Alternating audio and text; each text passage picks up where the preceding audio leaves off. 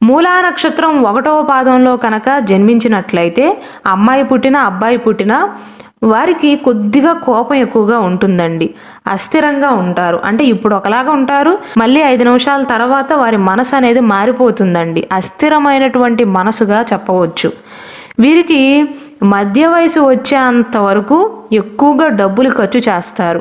విలాసవంతమైన జీవితాన్ని గడపటానికి ఇష్టపడతారు. మధ్య వయసు తర్వాతే వీరికి రెస్పాన్సిబిలిటీ అంటే ఏంటో తెలిసి వస్తుంది. ఆత్మవిశ్వాసం ఎక్కువగా ఉంటుంది. ధైర్య సాహసాలు కూడా అధికంగా ఉంటాయండి.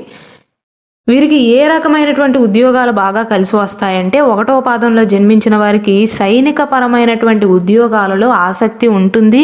అందులోనే బాగా రాణించగలుగుతారు. వీరికి దేశభక్తి కూడా ఎక్కువగానే ఉంటుందండి. పోలీసులుగా కానీ, నేవీలో కానీ, సైనికా దళాలలో కానీ, అగ్నిమాపక సిబ్బందిగా కానీ, విద్యుత్కి సంబంధించిన వృత్తి ఉద్యోగ వ్యాపారాలలో బాగా రాణించగలుగుతారు.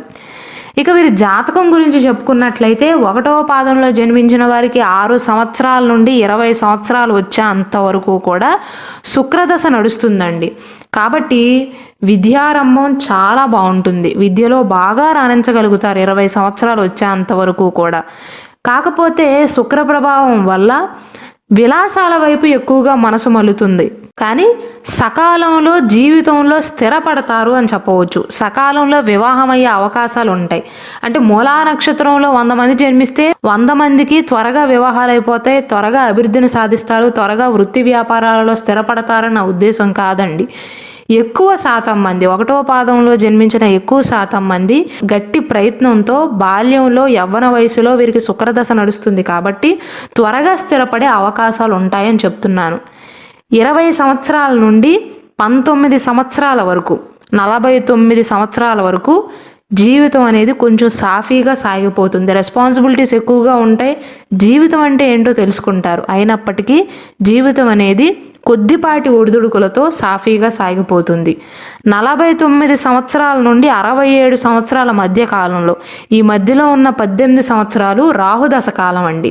కాబట్టి ఎక్కువగా సమస్యలు వచ్చే అవకాశాలు ఉంటాయి. ఆరోగ్యపరంగా కావచ్చు, మానసికంగా కావచ్చు, శారీరకంగా కావచ్చు. ఈ రాహుదశ సమయంలో మూలా నక్షత్ర జాతకులు చిన్నపాటి సమస్యలను ఎదుర్కొనే అవకాశాలు ఉన్నాయి. 49 సంవత్సరాల నుండి 67 సంవత్సరాల మధ్య కాలంలో, 67 సంవత్సరాల నుండి 83 సంవత్సరాల మధ్య కాలంలో గురుదశ జరుగుతుందండి. 16 సంవత్సరాల పాటు గురుదశ కాలం అనేది జరుగుతుంది. కాబట్టి సమస్యలన్నీ కూడా తగ్గుముఖం పడతాయి. ఈ మధ్యకాలం అనేది మీకు చాలా బాగుంటుంది.